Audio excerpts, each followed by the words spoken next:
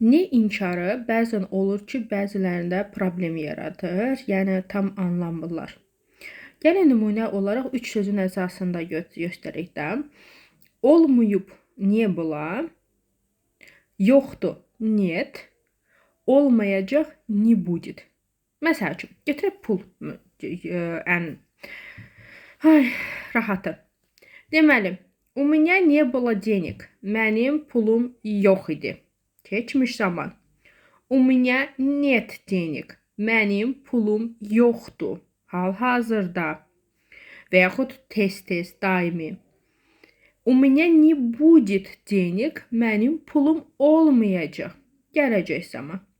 Əgər siz deyərdim ki, 60-70% rus dilində daha düzgün danışmaq istəyirsinizsə, ilk öncə ana dilində demək istədiyiniz cümləni analiz edin.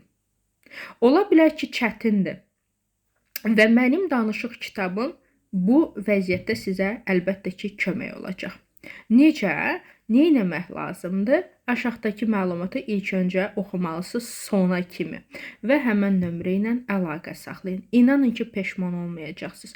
Bu günə kimi nə qədər adamlar artıq alıbdır və yaxşı ki, almışıq, nə gözəl rahat dildə yazılıb.